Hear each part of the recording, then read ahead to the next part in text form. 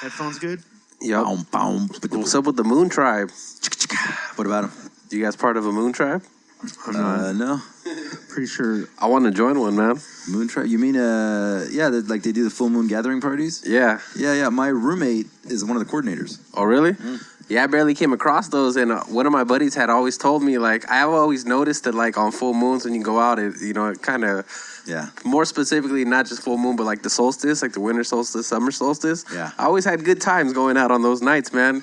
Yeah. And then I seen that they have, like, the moon tribes and stuff. I'm like, dude, that'd be down. Yeah. It's every full moon, and it's usually somewhere in the Mojave. Yeah, I've never been to one. My roommate is one of the coordinators, and he's a DJ. But I've never. What happens? Gone. A lot of drum beating. No, it's a DJ set up and fucking party. So you just party on the full moon? Yeah, in the desert, all the way till sunrise, past sunrise. Cool. It's like just it's been going on for years and years, and it's like every full moon, and it moves around somewhere in the middle of the desert. Sounds fun. Fucking pop-up desert party. But yeah, anyway, I was saying, I'm pretty sure the last time I did DMT, I downloaded it into a different system. You're sticking with that? I don't know, because I feel like I'm there with you, so we couldn't have come together. I know, right? Unless you're a figment of my imagination in this reality. And then in my reality, you're a figment of my imagination. Yeah, that's true. Then how would that explain 60? Because he remembers the pre-DMT Arash, right? Yeah. Yeah. Does he? I do. Yeah. Okay. All right. So then that's... Well, I tell you, man. I am debunked. There has been like... that was quick. Mythbusters. Good. Yeah. That was quick. There's like so much in my life aligning so perfectly, and like my intuition keeps like taking me down exactly where I need to be, and there's just like so much dope shit happening that it almost is making me a little uneasy. Like it's got to be fake. Like it's like, wow, it just keeps. Are you saying going like in that direction? This is when the nuke is going to drop, like right now, right as you say that, like boom. That was Arash. I just feel like at some point we're gonna wake up at some arcade. We're like, yeah, and you're just gonna take off your thing. Yeah, and then you're gonna be like, that was fucking dope. And you're like a really large white lady. Yeah. You were never Arash. Why specifically large white lady? I'm a little black guy. What if I'm a little black guy and you're a large white lady? I'll be the white lady. That'd be weird. Do you like tacos? That was the game that we were playing. Yeah, no, seriously. It's like it's so much of that it keeps, I don't know. Because before we were just sitting in the car right now, watching some crazy UFO talk, and that's how we prepare for an interview with 60 East, sitting in the car, watching half hour of crazy UFO shit on YouTube. So that's where my head's at right now. I know, man. But we need to talk about music? Yep. All right, I guess we should start the show. Yes. All right, well, don't flush the toilet. You are now tuned in to the Crappy Awesome Podcast.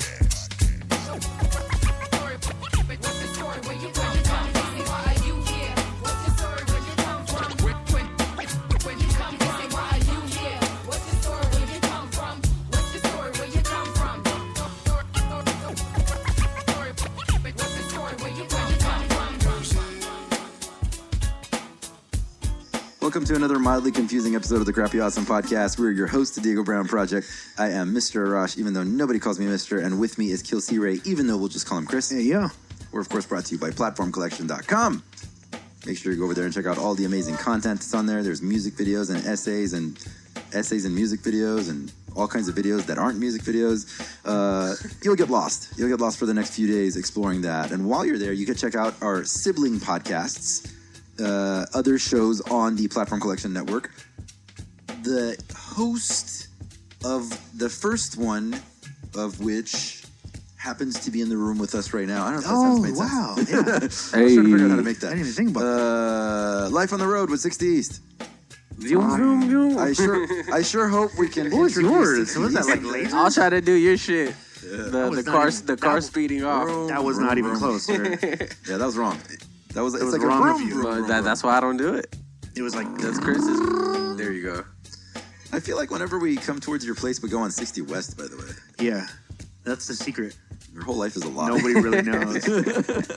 Is there even a 60 East? There's a 60 West out there somewhere without a career. Yeah. Hey, there is. I just came across the motherfuckers, dude. No way. There's a band. Yeah, they're a band from like East LA. Oh, No shit. That doesn't No, I checked all their shit out. I was like, oh, okay.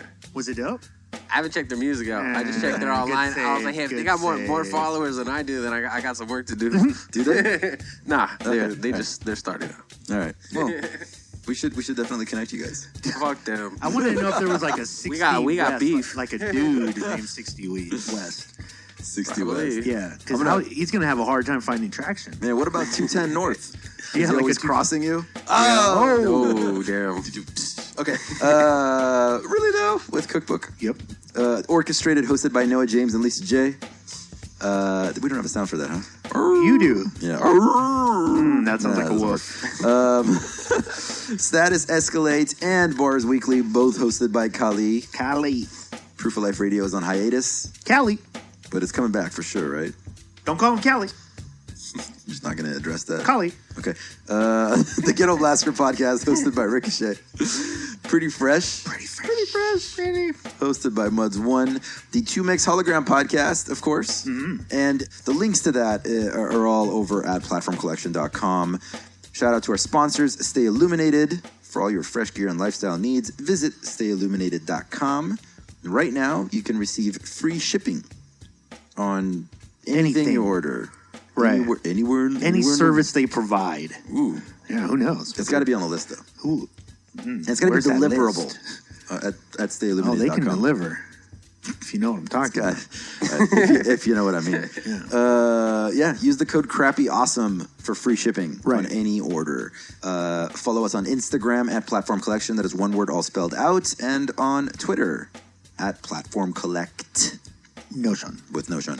Also, Burner Podcast, hosted by yours truly. Covers the Burning Man community. That's over at burnerpodcast.com. Tell them about Stitcher and iTunes and all that. Yeah, if you're listening to this on Stitcher, iTunes, TuneIn Radio, or Spreaker, go over to platformcollection.com. You can hear every episode all the way back to episode 0. Can you? Uninterrupted. Excellence of podcast. Execution. Extreme. We are the excellence of execution in podcasts. So 90s. So 90s. The hit squad. Yeah, guys, thank you so much. Anyway, 60 East is here, man. Hey. It's like an all-host show. Yeah. How many hosts can you fit into one room? Yo, man. It was good. Are you hosting now? You're back. Are you hosting? I'm back, dude. Smoke one for your mans in the pen, for your family you ain't gonna see again. Smoke one just to get about your head, roll it up, light it up, then pass it to a friend. Smoke one for your mans in the pen, for your family you ain't gonna see again. Smoke one just to get about your head, roll it up, light it up, then pass it to a friend. Roll up and keep it in the circle. OG, the cookies of the purple. Live life fly when I'm high off the herbal. Hit the pipe all night, writing in my journal. Can't explain what the greenery mean to me. Hit the weed when I need a change of scenery. Been there for me, long as I remember. Change the game forever, turn my pain to pleasure. Caught me through the times, some of the hardest. And you keep me elevated, no need for a harness. Keep my eyes looking like the logo from Target. And I knew that I loved you the day that we started. Always there for me when I need to fix every hit. I swear I thank God for this gift. For the lost ones no longer in the picture. I'll smoke one for you and pour a little liquor. Hey, yo, smoke one for your mans in the pen, for your family you ain't gonna see again. Smoke one just to get about your head, roll it up, light it up, then pass it to a friend. Smoke one for your mans in the pen, for your family you ain't gonna see again. Smoke one just to get about your head, roll it up, light it up, then pass it to a friend. Hey, yo, smoke one and pass it to your girl. Later change your mind framing how you view the world. Hop in the crowd, smoke a L of the loud. Gangstar, been living up above the clouds. We all about we don't need no enemies. I'm all about peace, love and good energy. Way the weed makes me feel so heavenly, gets me through the day, my form of therapy. Smoke one, be easy, no need to be hard. And I love to get high when I ride in the car. It's like God's fruit, what I got in this jar. One hit and the stars don't seem so far. Putting trees in the breeze tends to ease the pain. Since my first time, life never seemed the same.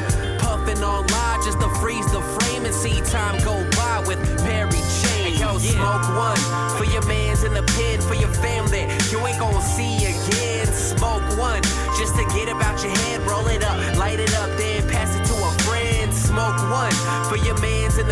for your fam that you ain't gonna see again. Smoke one just to get about your head. Roll it up, light it up, then pass it to a friend.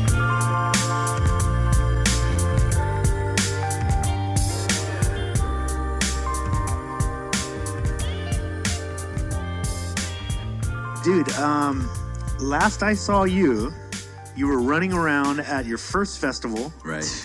Going absolutely nuts. I seen you running from stage, you're performing on stage, now you're hosting something, then you're taking hamburgers to people, frying hot dogs. Like, it's crazy. Hamburgers sound good right now. You need to talk to us a little bit about this fest. Because, first of all, it was amazing. It was a really dope event.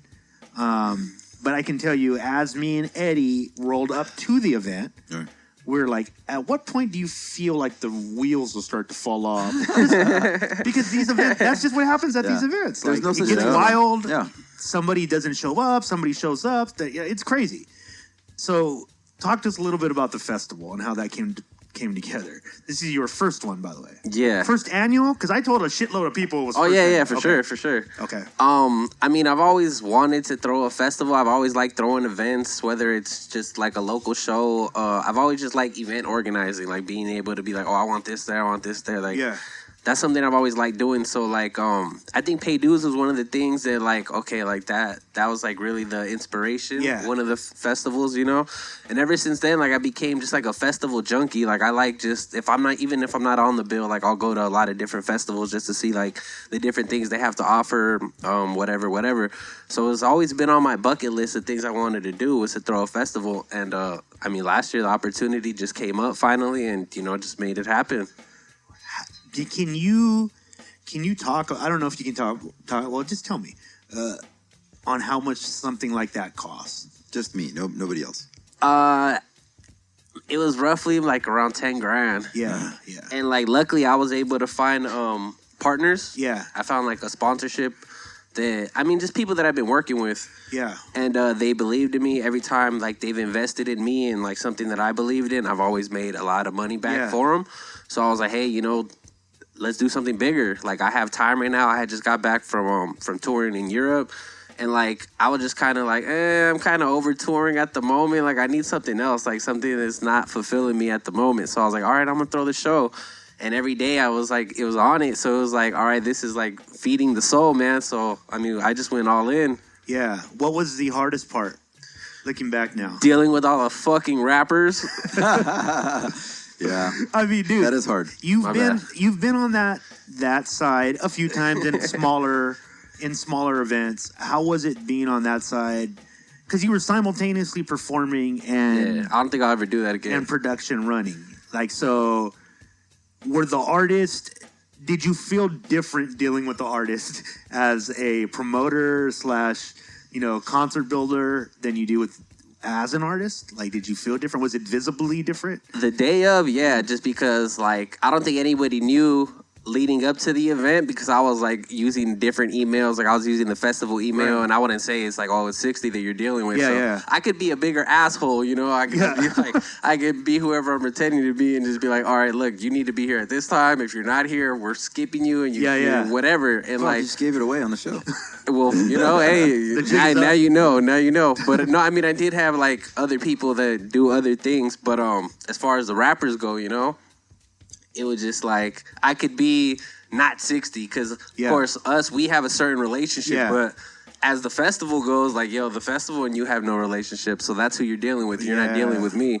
But the day of the show, that was kind of like, okay, it's 60 you're dealing with and you got to settle up with and all that. So, it was cool. I mean, the day of, like, luckily not too much stuff went wrong, so I was able to maneuver.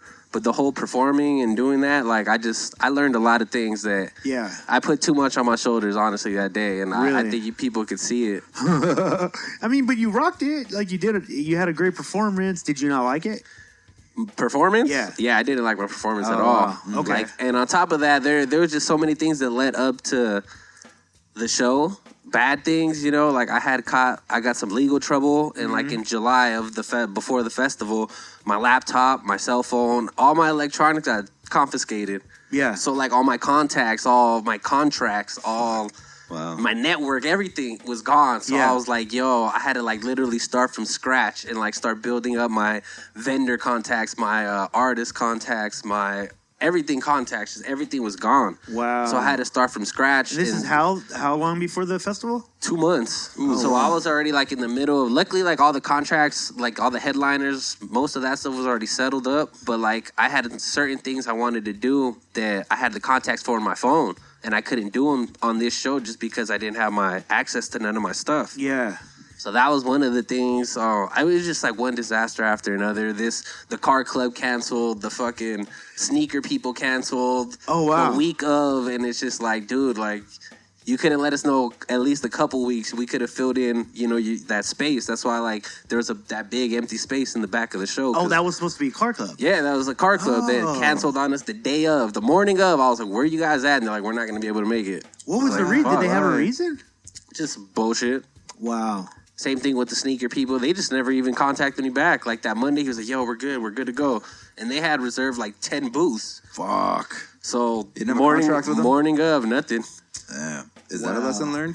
Yeah, and all these assholes are getting contracts next time, even if it's not performers.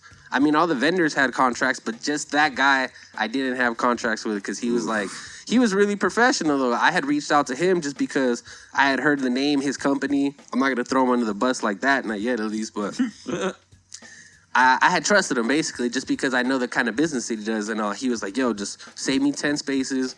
We'll settle up the week of or whatever, and it'll be all good. And it wasn't. Wow. Okay, so weird. Looking, what was like the major lesson? Like if you're like, for sure, this will change next time. I mean, just being underprepared. I needed a bigger team. Like I just depended so much on my homies and myself. Yeah. And like at the end of the day, I was like, I couldn't ask any more of the homies that had helped me out already, because like at the end of the event, we still had to tear down everything, clean everything up, do all of that. Wow. And it's like my homies, I could just look at it in their face and like, dude, we're fucking tired. And dude, I can tell for people who didn't go, like we're talking like stage with scaffolding, like it's. Like, it was a big stage. Yeah, it was like, for sure. He brought in lights, and, like, just a breakdown of the stage alone had to be crazy. Yeah. Luckily, that wasn't on us. That was on the stage, guys. Yeah, that's crazy, dude. Okay, so now you've been vocal about this. In fact, I saw you put it on Facebook the other day. You're like, I'm going to be at home for a while. Yeah. Can you talk about any of that? Yeah. I mean, okay, so tell people why you're going to be home. Well, I'm on house arrest at the moment. I had, like I said, in July, I had got arrested, okay? Mm-hmm. And they had confiscated all my stuff, whatever.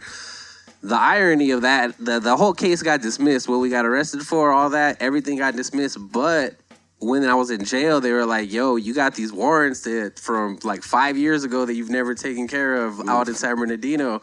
So they're like, you got to go to court next week. So I go to court.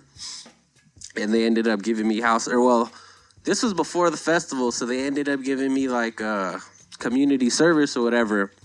Or it was supposed to be house arrest, but I took community service so I could do the festival. If not, I would have had to work and all that shit or whatever. Yeah. So the 2 weeks leading up to the festival, I was on the freeway, cleaning the fucking freeways and shit. Oh, and shit. Then the Monday after the festival, I went and signed up for house arrest. So now I'm on house arrest till December. Wow. And it sucks because after the show, like a lot of people were hitting me up to perform or like, you down to open for this, you down to go on this tour, you down to do this. And I'm like, I can't do shit for the next 3 months, man. So how are you spending your time?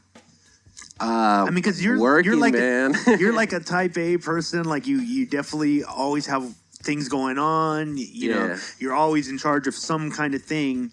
Have you found a way to put all that on? Like, what's on hold? Is there anything on hold? Because it still seems like you're active as fuck. Well, it's like after the show, I mean, I one of these lessons that I learned from one of these books, it was like after you finish a certain journey or a certain, not program, a certain, some project, project that you're working on, you kind of have that emptiness. I always noticed it when I got back from tour. I was always kind of like the week or so or 2 weeks after tour, I'm like, what do I do with myself? Like, I'm so used to everything already being like it just kind of like hard to deal with. So then after this festival, I just felt myself like kind of like, damn, I don't have to respond to 100 rappers today. I don't have to respond to fucking 100 vendors today or whatever. It just kind of had this emptiness and this gap that wasn't fulfilling me. So I was like, oh, I'll have more time writing. And I was just kind of like lacking the inspiration just because, I mean, being locked down, fucking, I had quit smoking weed. And like I just had a drainage of inspiration. I wouldn't even say writer's block. I just wasn't inspired, you know? Yeah. So I tried it. I mean, I started getting out of that because smoking weed again got me back to writing on top of that. But luckily I'm not at home all fucking day. They gave me like I have from like 9 to like 7 o'clock. Right. You take care of responsibility. Yeah, for Monday through Friday at least. Wait, so smoking weed, like, when you stopped smoking, did you experience like any kind of what do you call it, like withdrawals or anything? Did you find yourself hitting any withdrawals? Like, did your mood dip? Like, were you like not finding yourself happy much? Because I'm always interested about that, because I hear some people have like really bad withdrawals. I definitely had some form of it, but I'm wondering if you did, because you're a lifelong smoker almost, right? Yeah. Yay and nay. Like, I'd always like try to stop smoking weed, and then like I'd go like a day, and I'm like, no, I'd have to smoke. Like I'd have super withdrawals. But this time, it was just like the Sunday after the show, I was just like, dude, I'm done. Like I had smoked, and I was like, man, I'm tired of this shit. Like I just want to be cool for a minute. So like week 1, I just had a constant headache. Like the whole week I had a headache. Week 2, it started going away. And then like around like the month point hit, like there was like maybe like a day or so before the month hit. And I just had the meanest headache, man. I was like, dude, this shit is not going away. So I was like, fuck it, I'm going to try and smoke. And I smoked, and the fucking headache disappeared. And I was like, man, that's what it was, you know? And I had noticed, because I'm like super all over the place. Yeah. Like I have like ADD. Like I always have to be like super moving around. Yeah. Unless I smoke, then I can sit down and focus on one thing. Yeah. So I noticed that, because I'd be trying to write like sober, and it's like, no, this is not clean. I gotta go clean that, or this. Like I just found myself running around. And then as soon as I started smoking again, it was like, oh, dude, I could sit here and vibe out on this beat and just like calm and collect myself, you know? Yeah. But I didn't have that when I wasn't smoking. I'm like right now, I switched to. For like a week, I've switched to like a vape, right? And I've never been into it. I've always liked flowers. But I switched to a vape, and I'm experiencing like, I noticed driving up, right? Like I took a hit before I left the house. And as I'm coming up to LA, I was like, I feel good. My mind is like definitely experiencing the weed, because for me it's the same thing. Like I gotta kind of smoke, or I realized this the other day. I just don't like the internal dialogue constantly going. Yeah. And so I can stop it really quick with weed because I'll just stick on one thing. I'll be like, oh, I'm just gonna completely, and it helps me finish it, right? But I also realized one. And this is something you could probably relate to a little bit, Arash. Like, I'm still addicted to the smoking feeling, right? So the vape isn't taking care of that at all. In fact, I always feel a little cheated. Like I take it and I don't have that. You know the feeling, the puff of the puff, and the smoke just comes into your lungs, and you're just part like, of the ritual. Fuck yeah, it feels amazing. And I guess because it's a higher concentrate too, like it's very. Like Arash just tried it. It's very like I feel like they really fine tune it in vapes. You know, like they'll take out like the body high. You'll just have just the mental part. And up until recently, I thought I didn't like the body high. In fact, I've had bad experiences with the body high. I don't like the body high. I was like, I just need to find a weed that just is just head high. And now that I found it, it's the body high, man. Yeah. Like I really miss it. And now I realize what it was doing for me. Like I feel like all tied around my neck and shit. And when I was smoking weed, that would just go away normally. Like when I get the body high. So now I'm kind of stuck, because I'm like, fuck, man. Honestly, I was doing it more for, unlike all you motherfuckers who live around here with sessions like every single day, like. I'm trying to save money. Like, that shit gets expensive as fuck. Like, that was one thing I had to check myself. I was like, damn, my free weed days have cut off quite a bit. Like because you're not up here hanging around? Yeah, because I'm not up here quite anymore. Because when you're hanging around a bunch of rappers at some point, it's just everywhere. Or you're like I said, said, like at a sesh, like people are just like here. Yeah. And so, and my tolerance is going up, so I can't just smoke light because it started to turn into just like a cigarette feeling. Like I'm just blowing smoke. I'm not like really getting high at all. Yeah. And so I was just like, well, I'm just gonna get vape and save money. But it really doesn't translate, man. For anybody who vapes, by the way, if you completely disagree with me, let me know, because I'm looking for that strain. I'm looking for the strain on the vape that feels the closest to me smoking a joint. And from what I've heard so far, everybody tells me, like, dude, you're not going to, it's a different thing. So if it is, then I can't smoke it. Like, I like the weed part.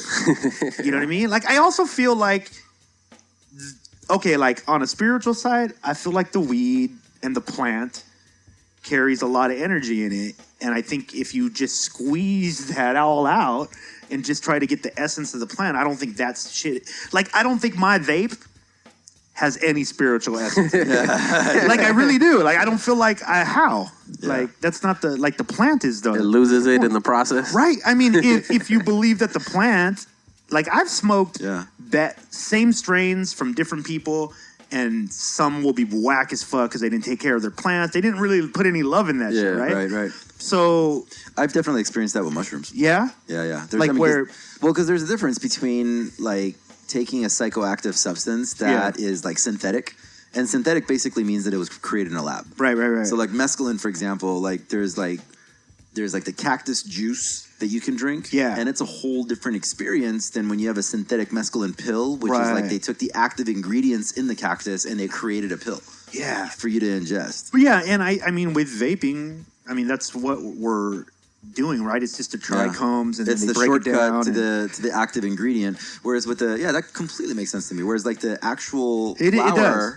Yeah. Okay. Yeah. I thought it was tripping. Whereas like the actual flower, actually, it is connected. You're right. It is a living thing. We know this from like when you kill an animal humanely and they've led a good life, they taste better. They taste different. Yeah. Stress makes the meat taste different. And I've experienced it like mushrooms. Like people whom I've known who have like really poured a lot of love into it and have the right energy when they're creating the mushrooms. You consume that mushroom and it has a different energy than like the ones that we ended up picking up from some random person. I definitely believe that. Yeah. I definitely believe that. You consume the energy of everything you put into your body. Energy in, energy out. Yeah, like why weed would be void of it. Yeah. But like a steak isn't. Yeah. Like that doesn't make sense to me. You know what I mean? That's like true. You grow weed, you grow steaks. That's what we're doing is growing steaks. And let me tell you something, by the way. This topic right here. Yeah. This was one of the multiple different angles I used to like focus on my own weight loss and like get healthier. Like instead of looking at it in terms of I gotta cut out this thing, no more saturated fats. Like I mean I do pay attention to that. Yeah. But a part of it is also like I'm writing and journaling regularly. It's about the energy that you put in your putting in system. the best energies in your system. So I can output the best energy and then focus on living a better life. It's not like it makes sense. Yeah. What do you think, 60?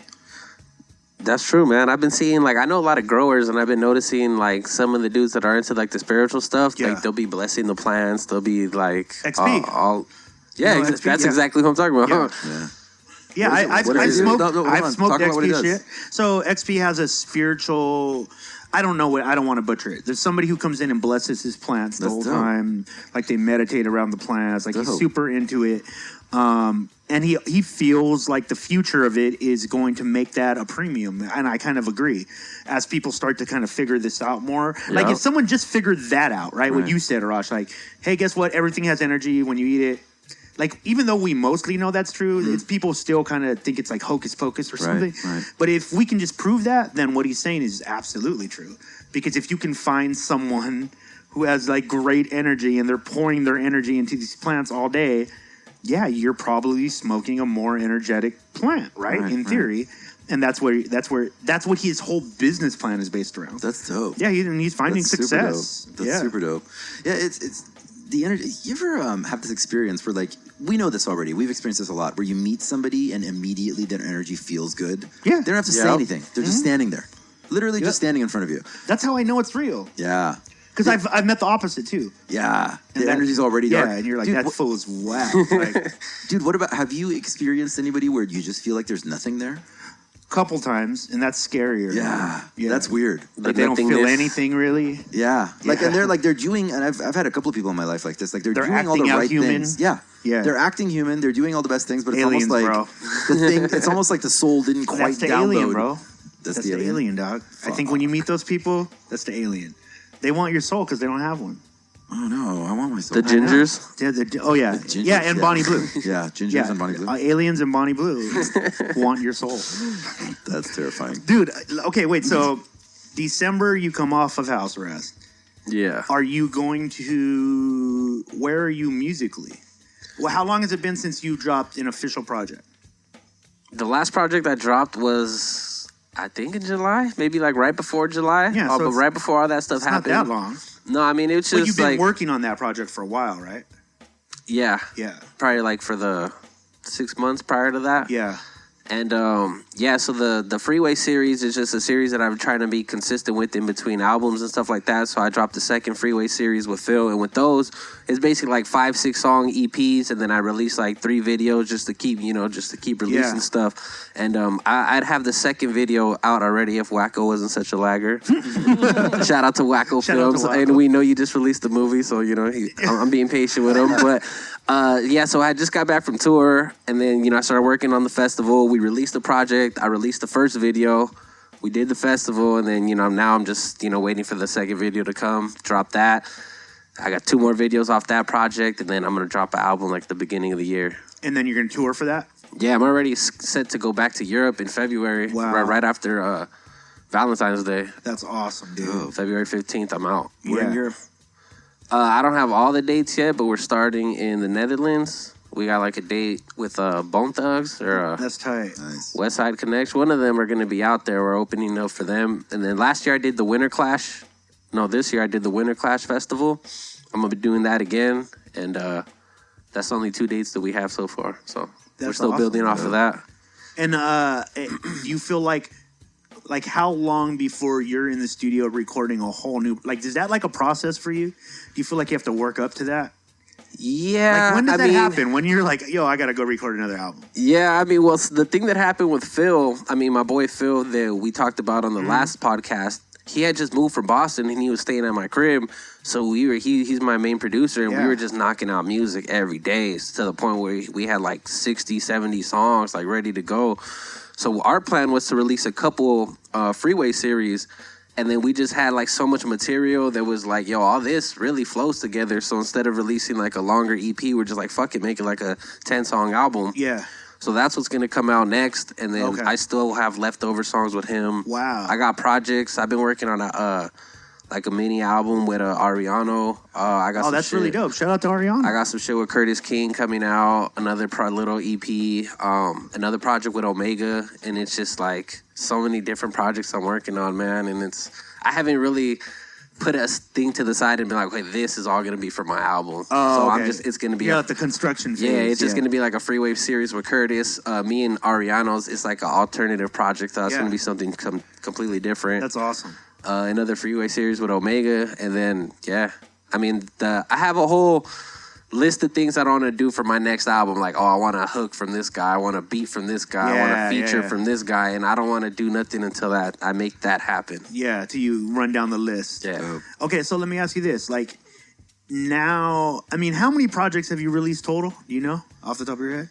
That I consider? Yeah. Like 4 or 5. Okay. And prior to that, I had a bunch of mixtapes and shit, but I just I tried to delete all that stuff from online. And I was like, I don't want people seeing all that How dare old you, shit. sir. Yeah. And I used to go by another name up until 2012 anyway. Yeah. So I had a bunch of music under a different name. Yeah. But under 60. 4 projects, 4 or 5? Yeah, something like that. Okay, so at this point in your career, are you, because you're one of those artists who every year put something down that's consistent, and I'm not talking about just your body of work musically. I'm talking about your body of work as a business person, as a promoter. Every year, it seems like you have this goal to put down a new thing that you've never done, and it's always a big deal. Was it earlier this year? Was Europe earlier this year or last year? I did 2 tours. Yeah, The last time we talked was July of last year. I did a summer tour last year, and then I did a winter tour beginning of this year. And I know that was a big deal. That was something you had said you were going to do. You were chasing it. Then you did the festival. You're going to go back to Europe. What's next on the list of like, yo, I need to accomplish this thing?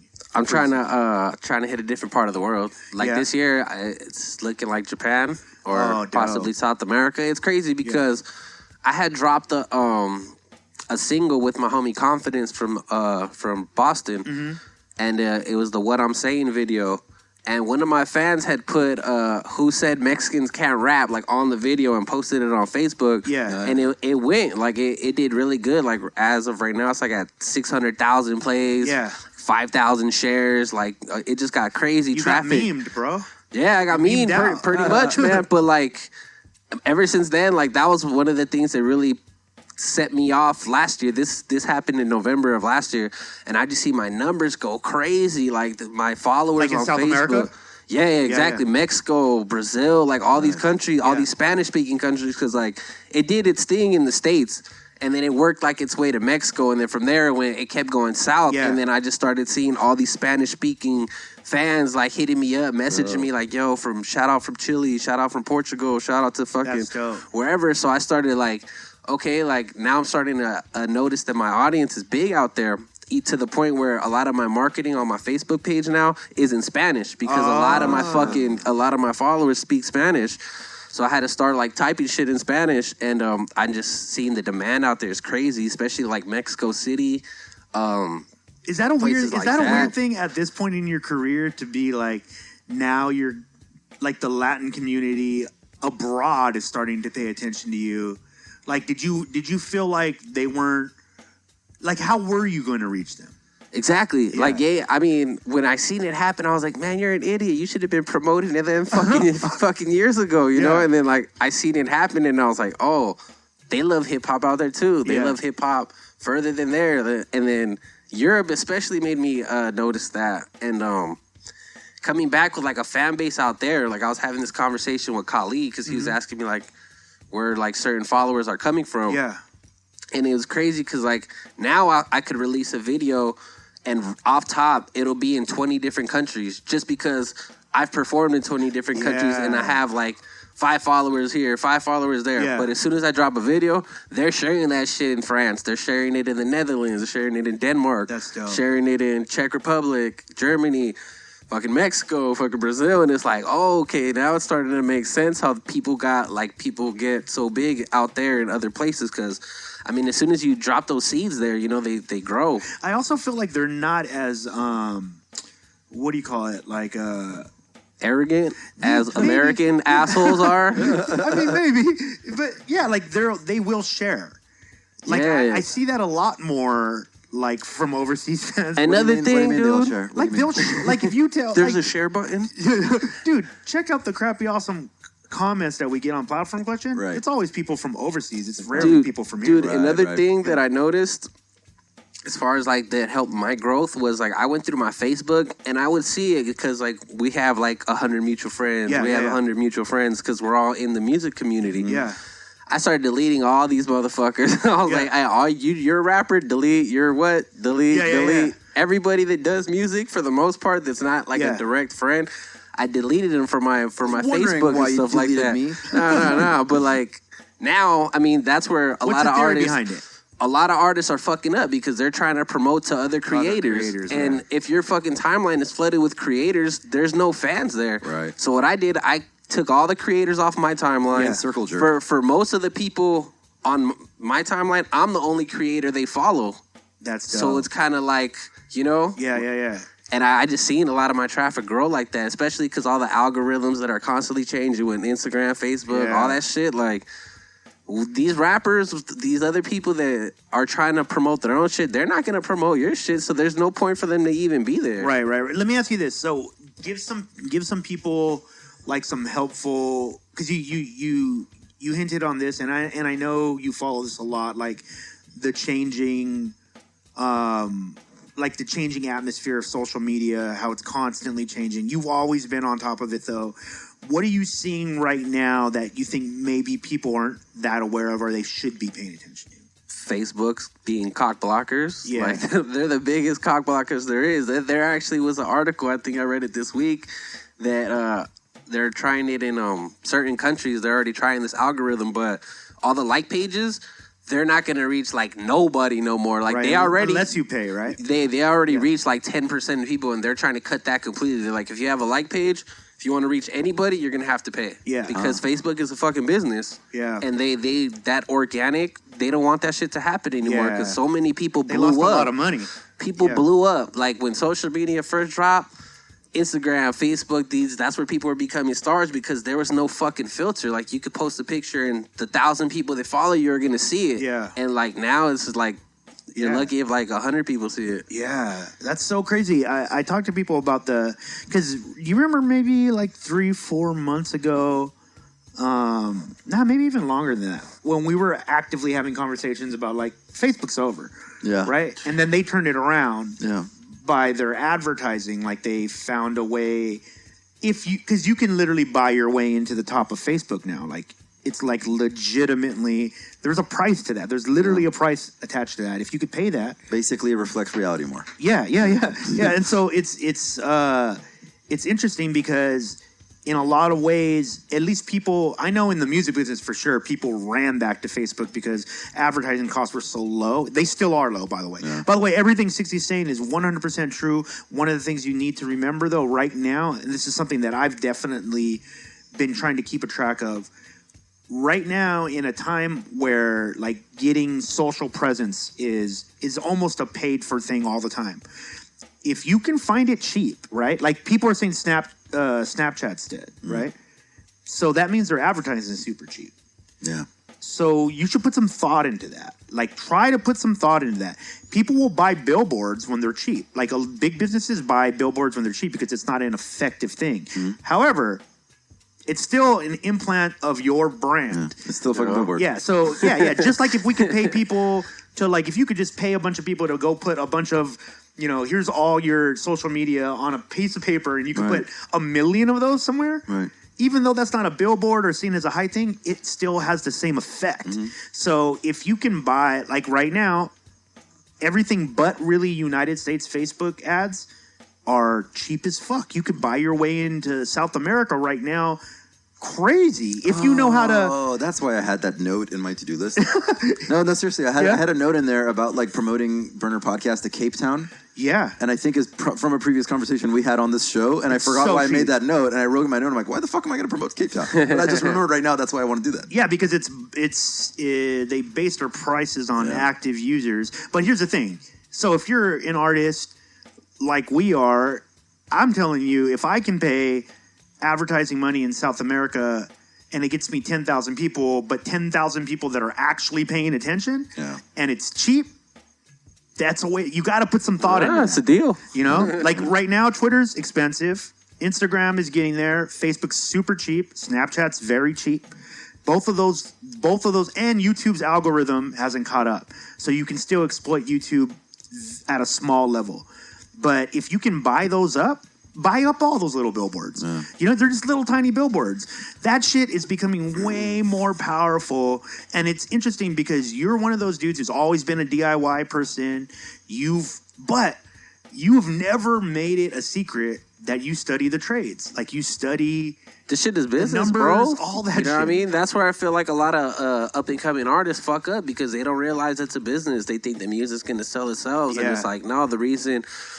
you want to get signed to a label is because they have 10 motherfuckers that know how to do all this shit. They know how to do ads. They know how to do YouTube ads. They know how to do product placement on all these websites and stuff like that. And I feel like if I never had any training in advertising or marketing, I wouldn't know that shit. But just the people that I came up with and they were like, yo, learn the business. That's the first thing that I learned about this business was learn the fucking business. Don't just rely on the music. You got to know how to do all this shit for yourself because you don't have a label. You might not ever get a label, so you need to learn how to do what the label does without them. Almost famous, working with the legends, got booked for a show named next to Kendrick's. Feel some type of way when the fans in my mentions and they tell me that they love me. My music and my message, shout out to the fans, voted me my city's best. And I threw my own show at South by Southwest. Still in the hood, but put away the pistols. I'm heading to Atlanta, I'm A3C official. Living my dream, can't even imagine this. Backstage smoking weed, sitting with cannabis. Fans going crazy, asking where the album is. And I just took a flight, sitting next to Alchemist. Toured the West with Joel Ortiz. And I just came home from a tour overseas. They know my name in London, Barcelona, and Madrid. And I never thought I'd make it this far as a kid. But we ain't there yet, but we almost there. The fans make us feel like we almost there. On a plane in the air, dog, we almost there. We ain't make it yet, but we almost there. We ain't there yet, but we almost there. The fans make us feel like we almost there. On a plane in the air, dog, we almost there. We ain't make it yet, but we almost there. Starting to feel like a rapper, every night is a movie. And I thought that I made it when I started fucking groupies. Life gets crazy when your dreams come true. Did the Red Tour with Game and a song with Blue. They ain't think I would make it, was expected to fail. But it's cool, I just got a royalty check in the mail. They all thought that the kid would be dead or in jail. But every album I drop, I see it up in sales. But we ain't make it yet, dog, we still in the basement. But at least I got my own Pandora station. Ain't got time to hear what the haters are saying. Used to rock for free, and now they pay me to play. Never thought I'd get this far. Rhyming words, was in the Twin Cities, sat and bought lunch for Murs. Got people I grew up with, thinking I'm famous, and they all come up saying we made it, but we ain't there yet, but we almost there. The fans make us feel like we almost there. On a plane in the air, dog, we almost there. We ain't make it yet, but we almost there. We ain't there yet, but we almost there. The fans make us feel like we almost there. On a plane in the air, dog, we almost there. We ain't make it yet, but we almost there.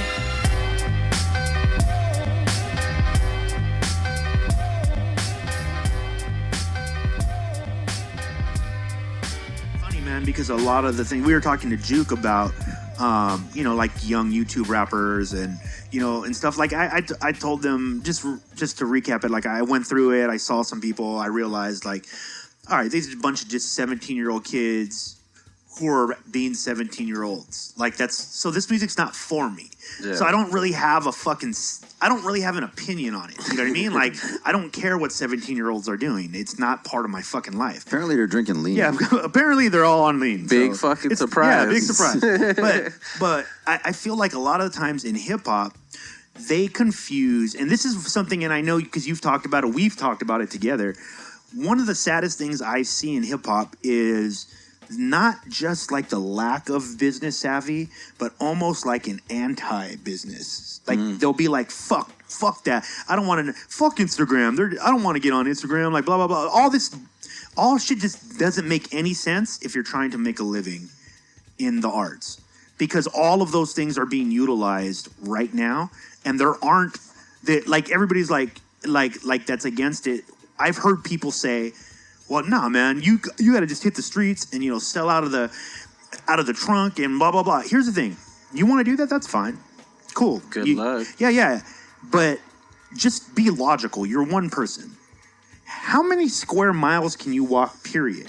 And I feel on top. I mean, just how many can you walk, period? Not you, Arash, because I know you run marathons.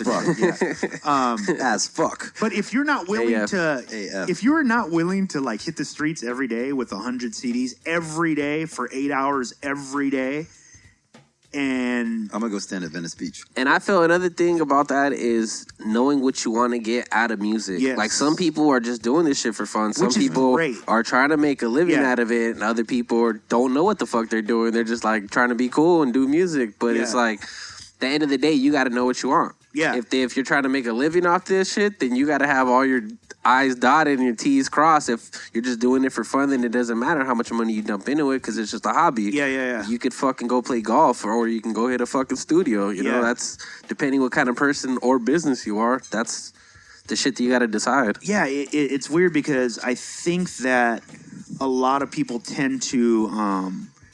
We've talked about this. And we agree on some parts of it. I think we all kind of agree. Like, does money corrupt the art? Yeah, it can. Yeah, it definitely can. You can let it totally corrupt the art. Can you?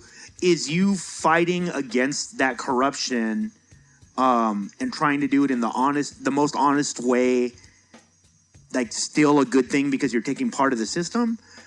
It's up for debate. I don't know. I don't even think that the system is developed enough.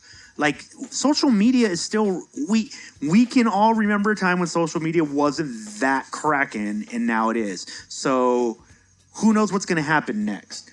Like, for us to say, like I won't say, and I had said this prior, and I want to correct myself. Do I think organic will ever come back?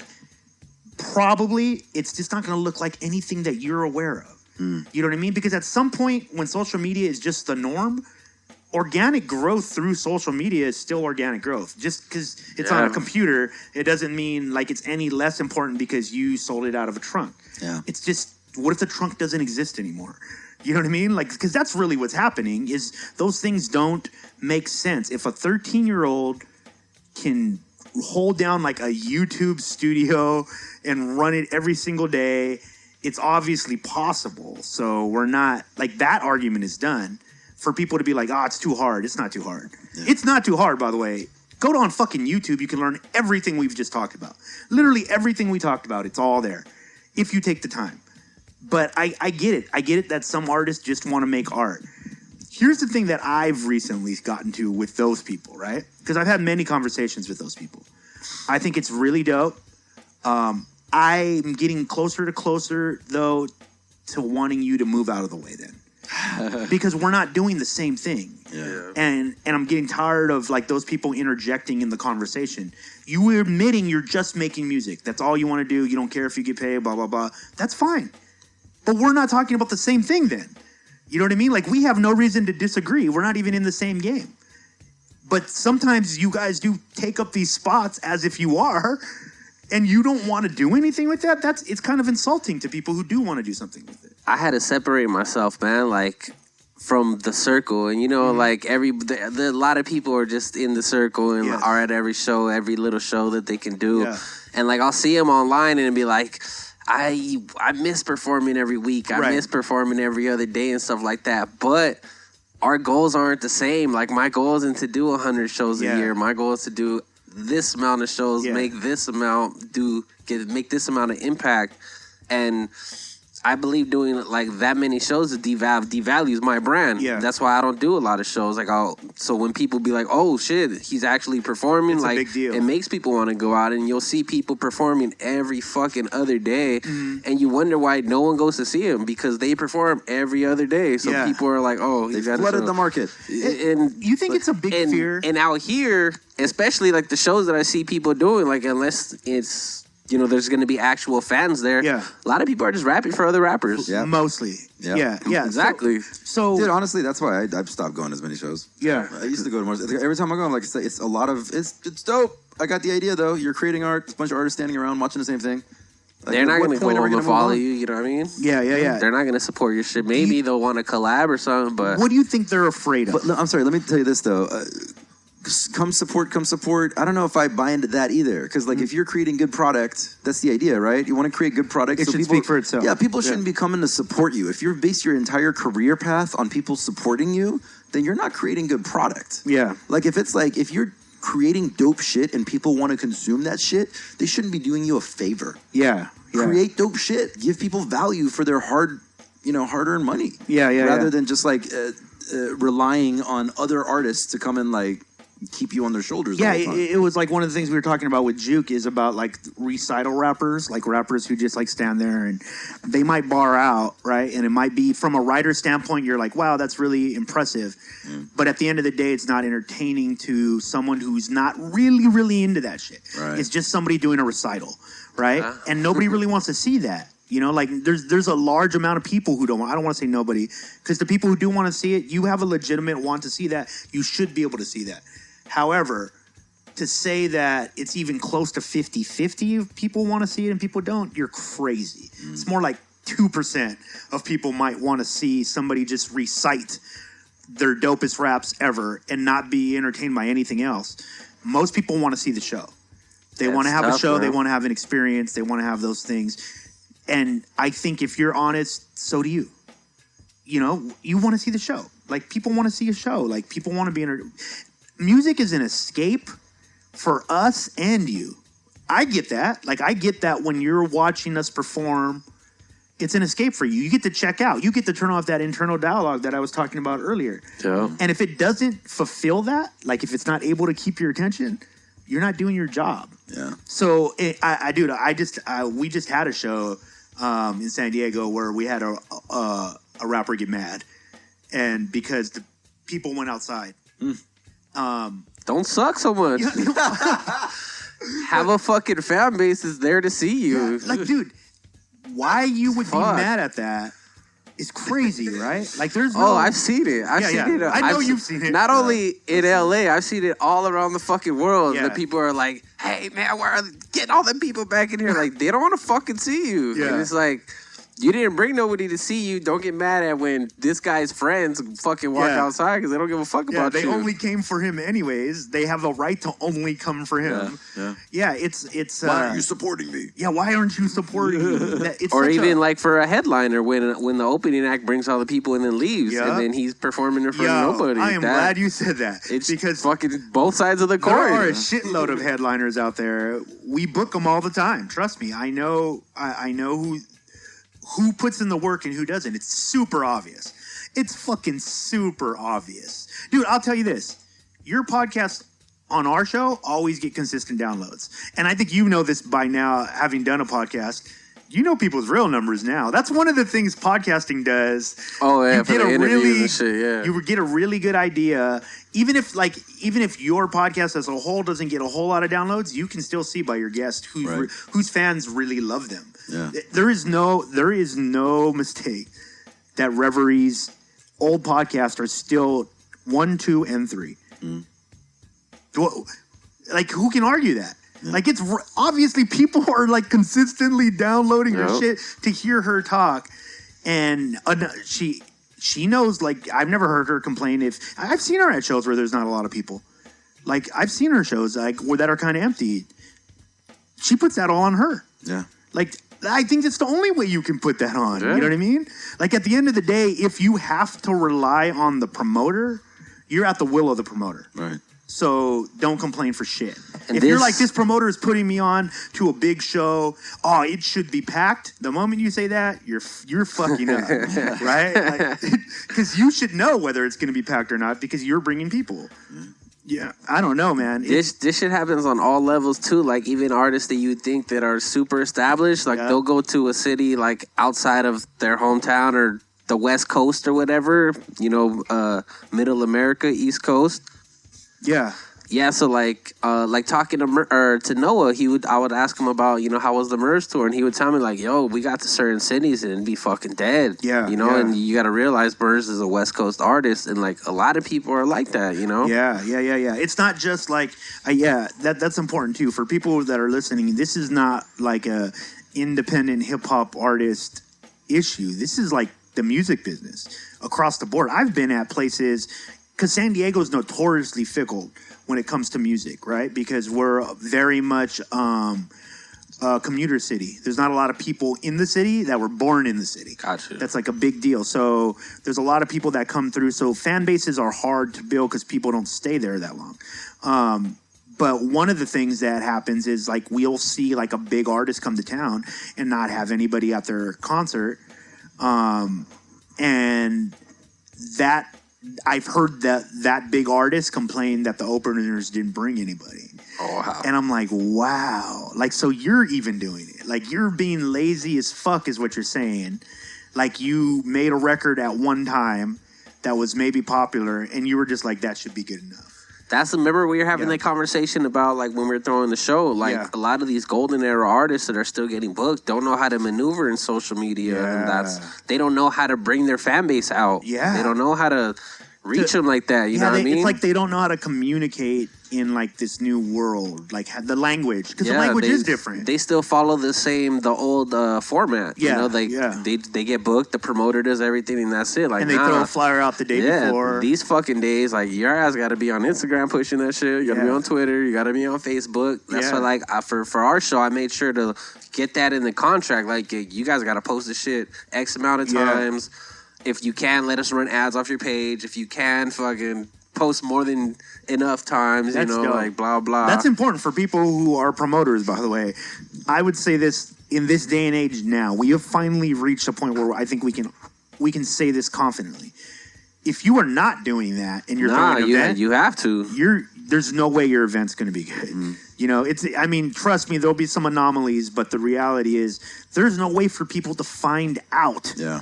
If you're not literally putting the flyer in front of their face. If you're not doing that, if you're just throwing it out there and hoping that it finds people, I guarantee you it's not. It's not finding anybody. Too many distractions. The numbers are there, by the way. Again, just look this shit up. The numbers are there. Just do an organic post and see how many people that even sees beyond your little reach. Like, you can really check those numbers, and it's very obvious that all that stuff is controlled. So you have to put some thought into maneuvering into social media right now. I mean, let's be honest. There's a lot of people who would say you're super late. Like, if you're barely starting. Yeah, for real. But there is enough information out there for you to be able to utilize this stuff and get to work. Like, it's not over, but it is late. It's fucking late. And it's fucking late because all the people who really know what they're doing are already doing it. At this point, I'm looking for what's next. Yeah, me like, too. yo, what's Me too. gonna be the next Facebook? Because you know, Alexa, bro. Facebook's has already been around a long time. I'm still a firm believer that Facebook ain't going nowhere. It's but not going nowhere. There's gonna be a new Snapchat. Yeah. There's gonna be a new something that's gonna be completely fucking organic to whoever jumps on it first. Yeah. But it's gotta determine what that is. I'm saying Alexa. I think Alexa or Google Voice.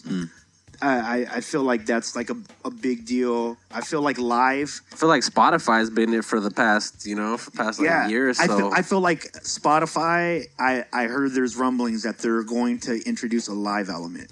So if they can do that, I think that's going to be huge. And especially if they can open that up to like everybody. Right. They're the new YouTube.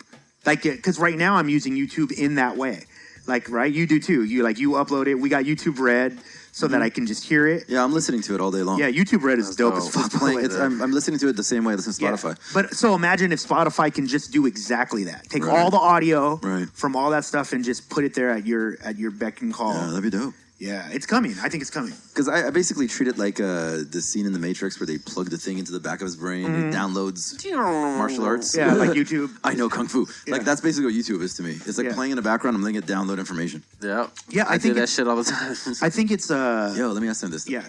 With Google or Facebook and Yeah. shit, do you think it depends on which one gets to AI first? I don't think anybody's beating Google to AI.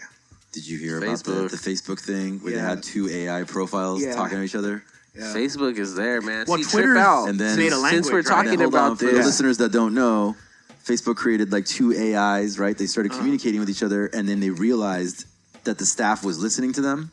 So they created another language. In a group, too. Oh, wow. Yeah, they created a language that we couldn't understand. That's scary. And like dude. the staff immediately pulled the plug. Yeah, they had to. Facebook is fucked up because there's tons of fake people on Facebook, Yeah. and for like, there's people like doing Facebook ads, getting all kinds of fake traffic and You stuff remember like that. Twitter, when Twitter had that early rush of fake and then they cleaned out everybody's shit and all the numbers went down? Yeah. Same thing with Instagram. Yeah, I think Facebook is in that phase. Well, especially right now with the whole Russia thing. I mean, dude, by the way, this is my opinion right now. Currently, there is no way to fix that. Because I don't want to be told what I could push out or what kind of ads I can pay for or where that money comes from. They have a big problem on their hands. Facebook needs to figure out a way. How do we keep fake media out but let everybody be free? Right now, I don't know. What the fuck is that answer? I don't think there is an answer. But I feel like if all the social media start to move to live, where they put a lot of stuff on live, right? I don't know how that's going to come out, but I do feel like I saw Instagram doubled down. We're using it. Platform Collection is going to use it. You know, you can stream live with another person now. So we're going to be doing interviews with people on Instagram Live, called 1 for 1, by the way, starting this week. Or if this is out already, it's already been up. But so they doubled down on live. Instagram doesn't just do that. They didn't just like, oh, let's fucking make this thing. They're putting a lot into that. They've even found a way to make the streams stream quicker and streaming 4K is the next thing. So that's just compression, right? Like they're finding a way to make the file smaller without losing quality. Right. So I think anything that's going to help us save time, period, is what we should be betting on. This is always going to be, by Absolutely. the way, anything that makes it easier for people to go from point A to point B. If point B is your music, point A is whatever device you have, whatever access you have. Minimizing that distance is always going to win. Yes. One click. That's why that's why Spotify keeps winning. Like your music, if your music's on Spotify, it doesn't get any easier. Yeah, it doesn't get any easier. I could tell, dude, there's dope artists that I've discovered that I have a more difficult time listening to if they don't have their shit on Spotify because I have a bunch of playlists on Spotify and that's what I'm listening to all day. Yep. If I have to leave that realm and go to another platform, you want things native to whatever you like to use. Yeah. And that's what I think is that's a big move. I feel like people are getting that down though. I feel like people are making things native for each social media platform. I personally believe that's the only way for you to succeed right now. You can't have a Facebook video and that same Facebook video be on YouTube. If you want to do it effectively, it needs to be something made for YouTube, something made for Facebook, something so on. And no, you don't have to use them all. You could just go all one, but it needs to be like native to that. Because the reason I feel that way is because things like Spotify. The reason Spotify is winning because they made playlists are the biggest thing on Spotify. Yep. Right now, the hustle for people who don't know are to try to get on people's playlists. Everybody knows that. Like if you can get on Tiesto's playlist, that's as good as fucking, nowadays getting on the Grammys and shit. Yeah. You're going to get more people than see you on the Grammys by being on Tiesto's playlist. Yeah. So that's a hustle in itself, and that hasn't. I mean, it's basically the same thing as like getting the DJ to play your track. Yeah, getting like the radio DJ to play your track. But this platform hasn't completely revealed itself on how to do that yet. So that's what everybody's trying to figure out. Everybody's rushing around like, how do we the payola, man? Yeah, they're in cahoots with the record labels who at the end of the day they're all paying to get on the fucking thing. You know the right person, you can pay to get on the playlist. Yeah, and so the way Spotify is kind of justifying it is like, okay, if you're paying for ads on Facebook, which will play your video the moment people see it, that's okay. But you paying like Arash to get on his playlist because he's got 1 million people on his playlist is not okay? No, it's about the same thing, really. Pretty much the same thing. Dude, I just came across like one of the music marketers I follow. I was watching his shit, right? And he was like, there's this new thing where you can pay it's like $700 and you get like 200,000 plays on Spotify. Wow. And he's just trying to sell you the whole fucking thing. So he's like, well, you get this amount of plays, your engagement on Spotify goes up. It gets Spotify's attention, so they'll more likely put you on a fucking playlist, blah, blah, blah. You can sell that to promoters when you're on tour, blah, blah. Like, oh, I got this amount of followers, this amount of traffic, blah, blah. And you're going to receive back-end royalties if you're even fucking connected with, your public rights organization or whatever. And it's just like, they sold out now too. There it is, Like if you can do that, I know you can pay to get on the front of Spotify. Like that first screen that pops up and it has like favorites and recommendations, you can pay completely to get on that. And by the way, just look who's on there. Those people are paying too. Yeah, when you see like Joe Rogan on there and all this, they're all paying. Like it's not like, they get hooked up because they're famous. No, everybody's fucking paying. Yeah. But I feel like, to get back to the voice thing, that's why. Because of the time, I feel like everyone's going to have an Alexa or some sort of... Well, your phone is basically. That's what they're doing. The new Google Pixel XL. So all you do is click one of the side buttons and say anything you want. Like, search Facebook for 60 East. Yeah. And it does it now. It's gone up one level on the AI. Before? No, because all the apps weren't connected. Like, can Siri open up YouTube and play a specific YouTube video? Let's find out. Yeah. Siri, play 60 East music videos. I'm not finding anything for 60 East music. Damn. Can you Google 60 East music? Hater Siri. Grateful official music video. Hey, there we go. I mean, I was just on it. He's got like first one. Thousands of pages. But no, but it won't do it, right? It won't specifically open up your app. YouTube, yeah. Right. So Google Pixel figured out a way to connect all that. So you can the video on like getting it to read your Facebook messages. Yes. It won't do that, but it'll read SMS. Yeah, so Google Pixel now will access all your apps, so you can do anything on it. Like you could tweet. You could be like, yo, Pixel, open up, tweet 60 East, and tweet them this, just like that. Crazy, Pixel, dude. Google 60 East. You said Pixel. I found this on the web for 60 East. Oh, she didn't correct me. So, a highway. answered the Smarter, Pixel. bro. She got smarter within the last 5 minutes. Oh, Put it she down. answered Put it the down. Pixel. A Put it off. highway in Southern California. Shut up. Go away. Gotta smash the phone. But yeah, I think that's so. One of the things I learned. So Alexa has things called briefings. So if you can find someone to, by the way, go to Fiverr. If you can go find someone to program a briefing, right? So you can have burner podcast briefings. Okay. And so like if that's your favorite podcast, you can go, Alexa, play my briefings. And you can record. So from your side, the content creator, you're recording a message, maybe a piece of your podcast, maybe an announcement, maybe, hey, and here's my favorite song. And that's all in one thing. So that's a new skill. It's called an Alexa skill. Wow. And if you can program those, you can already upload them to Alexa, and you can already be on there. So, like, if you go like, yo, play me the top 5 hip-hop songs. Well, if they've subscribed to, like, 60 East top 5 hip-hop songs, you'll come on. It'll be your voice. Hey, what's up, man? So this week I'm listening to this, and this. That's crazy. Yeah, so that's coming. So, again, I think if people are in this game, if you're thinking about, like, Twitter, Facebook advertising, you need to hurry up. Because Alexa's already coming in. That's all voice, you know? So dude, is it ever discouraging for you? Do you ever go through moments where you're just like, fuck, like, this is too much? As far as, every day. Every hour of every day. Any activity that I'm doing, it's just like, I constantly ask myself, why are you doing this? You know? And it always gets back to the root of it.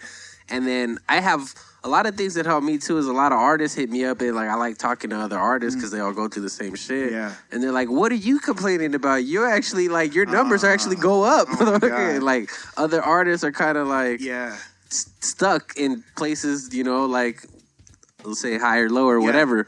And I mean, it makes me realize like, oh, maybe I am doing something right. Maybe like this fan base is actually growing for a reason. And just takes a lot more hard work than I really like doing most of the time. But do you feel like, as a business person, do you feel like it takes less to get you motivated now or more? More. Yeah. Like, I honestly, like, the older I get, the older my kid gets, it's just kind of like, the more serious I have to be about everything that I do. Like, especially like with the festival thing, it was kind of like, if this has the potential to make decent amount of money, but it also has a potential to fucking lose a lot of money. So I'd have to like be on all that shit, be on licenses and insurance policies and all this stuff. So like, especially with the music now, it's kind of like, okay, if I release a project, what do I need from that project? Or do I need anything? Like, am I doing this for money, or is this going to be, is just doing it for fun? So are you defining it before now, like before you even put it out? Yeah, anytime like I write down a goal, I'll be like, okay, what's the goal? How am I going to get the goal? And what do I expect? Or what's going to be the result of this goal? And it kind of like, it sets you up for knowing what to expect. You know, I don't want to release a project and be like, oh, I hope to get, 1 million downloads, but I have no idea how I'm going to make that happen or how I'm going to do it. So it's kind of like, making everything realistic. Yeah, it's most people, and this is the thing. I know people have heard us talk a lot about numbers and stuff on this episode. Don't get it twisted. At the core of this, you need to make great content. Like we're assuming that you know that part already. Yeah. When we're talking about that, we're assuming that you know that. Dude, tell the story. Be a great storyteller. You're not even in the game if you're not doing that. Even if you are buying all the ads, you need to start there. You still have to tell a great story. Let me tell you something, actually. I would take it a step further and say that you are taking yourself and your life down an unhealthy path if you're getting fixated on the numbers, without absolutely. The quality of work and the sincerity of your message. There's this video that, remember the video that we were looking at with like the girl who wanted to start at a fruteria in Barrio Logan? Oh, it's so horrible. Bad. Have you heard about this? No. Have you heard about that? No. It finally made national news. Did you know? Yeah. No, it's she's getting death threats and shit. Like this. Oh wait, is it because of the outbreak out there and all that shit? No. This girl who ran a blog called the Barefoot Bohemian. I'm doing quotes because like she's like the checklist of like the Instagram blogger style. Like it's all about. She's like a fashion. I'm sure like a travel blogger. She's an Instagram influencer. Yeah, and she's basically pretty white girl, tall, pretty blonde, who has like this this blog and Instagram influencer, and so she wanted to open up. She wanted to open up what she was referring to as a modern-day fruteria in Barrio Logan in San Diego. Which is like in the middle of a gentrification battle. Yeah. And it's like, I mean, that's like for listeners from different parts of the world who aren't aware, like that's where Chicano Park is. Like it is. I know. I'm familiar. And we know you are. I'm telling the listeners. Oh, all right. There's other people listening. Yeah. So I forget. That's why he's giving away all his secrets. He's like, why is this mic in my hand? Why can't you guys just come over and kick it? Why do you keep giving me a mic? So Chicano Park, for listeners that don't know, like that's like an epicenter of a powerful political conversations and movements that have happened over the past decades. Arguably a center of, not even arguably, a center of the Chicano movement. Yeah. There's a lot of history there. There's a lot of history. It is a high energy neighborhood with a lot of passion. And there is plenty of authentic fruterias there already, right? Yeah, there's like 5 within the block that she's talking about. And then in comes this blonde, at like this. I mean, she's just like, this is not like a beating on white people. Like, I mean, she's just like as white as you could imagine, like tall, blonde, fashion, Instagram chick, right? Very bubbly. Yeah, very bubbly. And she's like, and she's saying in the video is such a check. Like she has this Kickstarter video, right? That she's trying to start this. Wait, just talk from a director's standpoint about the video. It's so that they know you're not just picking. It's very clean and expertly produced. Right. It's very slick. Yes. And it is. So it's a Kickstarter video to like raise funds for this modern day fruteria that she wants to open in Barrio Logan that already has fruterias, right? And the whole thing was like such a checklist of cliches of gentrification. People thought it was a joke. Yeah, and like white privilege, and like people thought it was a joke. They're like, "There's no way this is real. There's no way this is real." Yeah. And then it keeps going, and you're like, "Holy shit, this is real." She's real. And she's just like, you guys got to go look it up, man. It's time to finally bring something good to the ghetto, to Barrio Logan. She said it's time. She said we're bringing finally bringing healthy food to the barrio.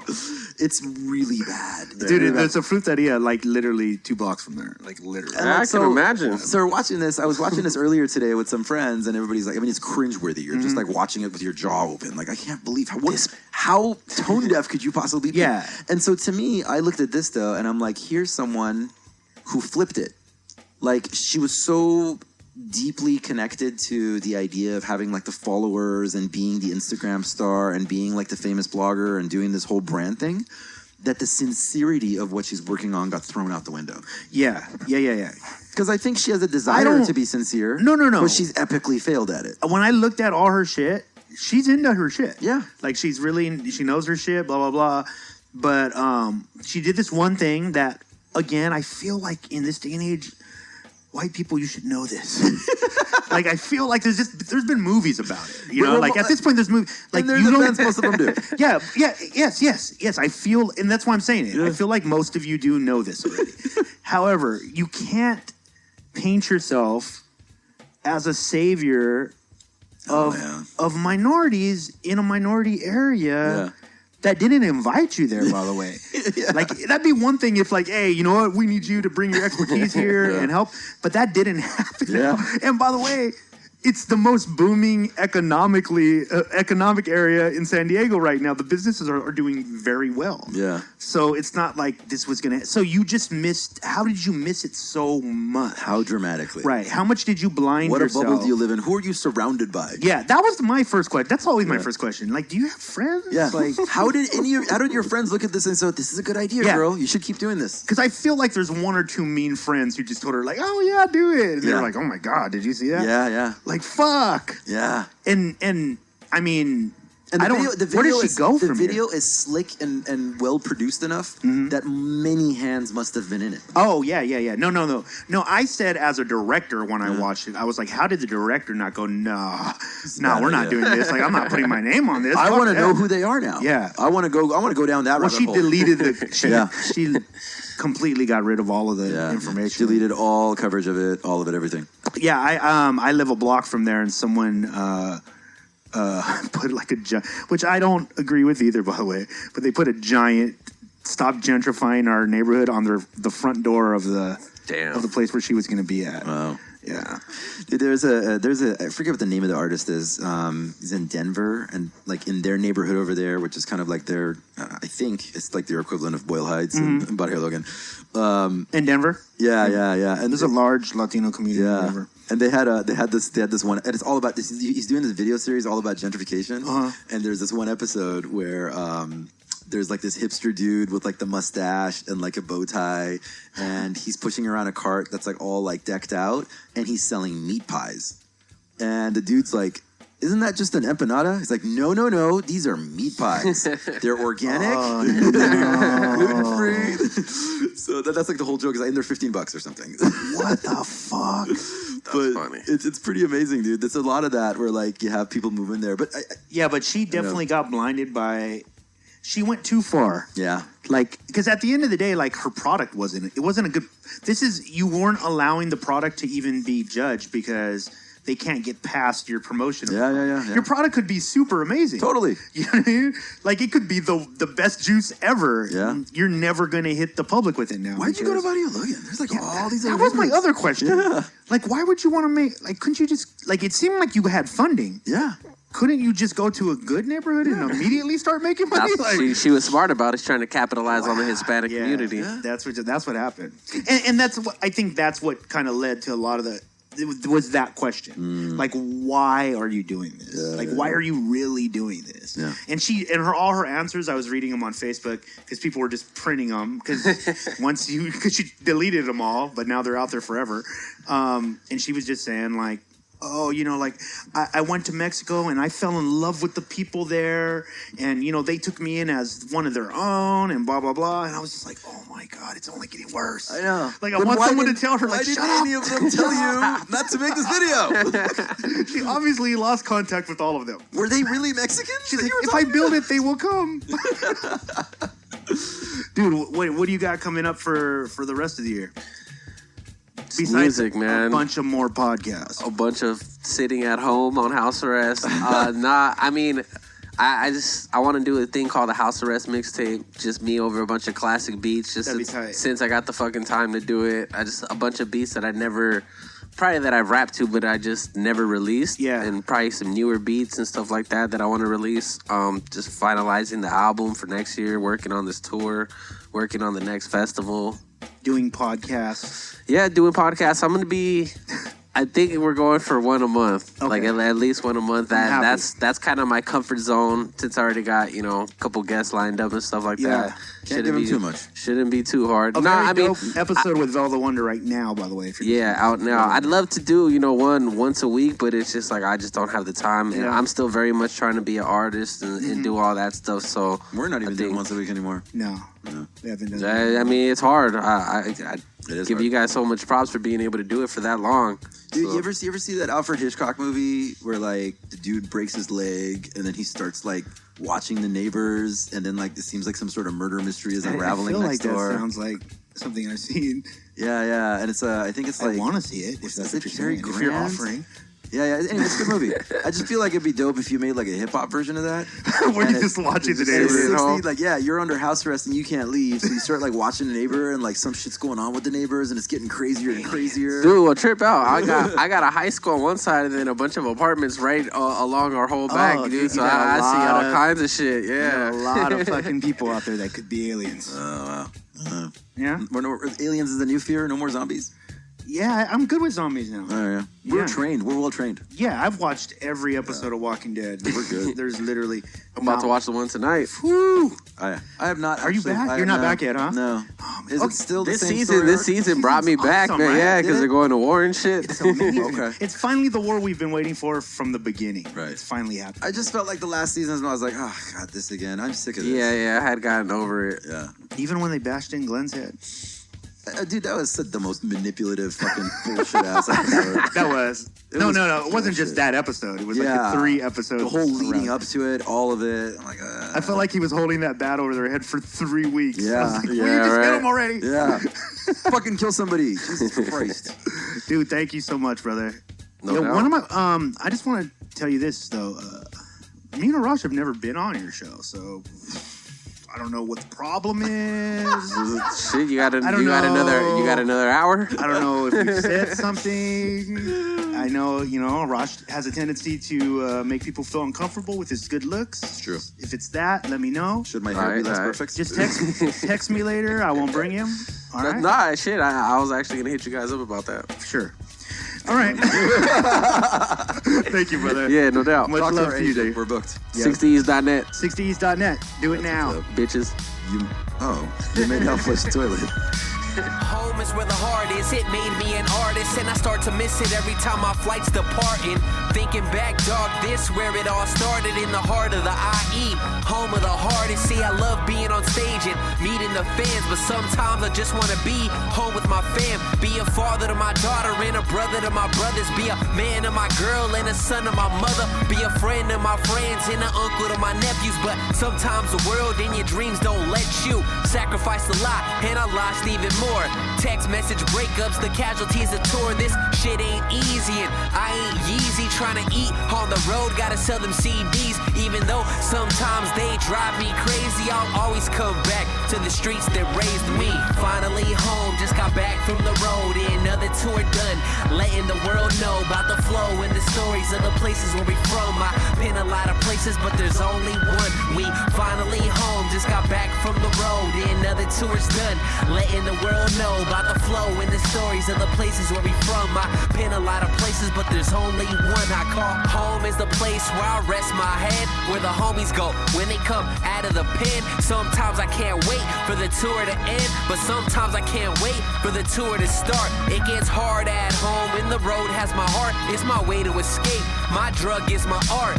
Can't explain the feeling when I'm landing in Ontario, staring at the city, looking down from the aerial, walking out the terminal and see my daughter waiting with my girl. That feeling right there is amazing. A California native, guess I can't live without it, but sometimes I just need to get about it. Every time that I'm gone, I think of my mom's. Being away from my baby makes it hard to be calm, but even though sometimes they drive me crazy, I'll always come back to the streets that raised me. Finally home, just got back from the road. Another tour done, letting the world know about the flow and the stories of the places where we from. I've been a lot of places, but there's only one. We finally home, just got back from the road. Another tour's done, letting the world know about the flow and the stories of the places where we from. I've been a lot of places, but there's only one I call home. Like the place I rest my head at. Rappers like aisle 17, where's the bread at? I mean like aisle 17, getting head at. School functions where I freestyle. Reciprocating love, eviscerating funds of dinner mixtures with sluts. I've been a victim to some identity theft situations, perpetrating perpetual verses, saving the hits for later, and I'm facing joints. Straight to the point, I'm like an arrow when I'm back at home. Trying to find the meaning of this life, I'm getting dome, numbing myself with drugs, plugging myself with buzz. I'm in a world of my own, soon to be on my throne, you know. I just get it like a good joke. She took a good toke, she don't even smoke, watching Planet Earth. I was the man at first, then I grew up and kept getting better, clever with the words, bitches, I'm Kevin Federer like. Brought to you by PlatformCollection.com.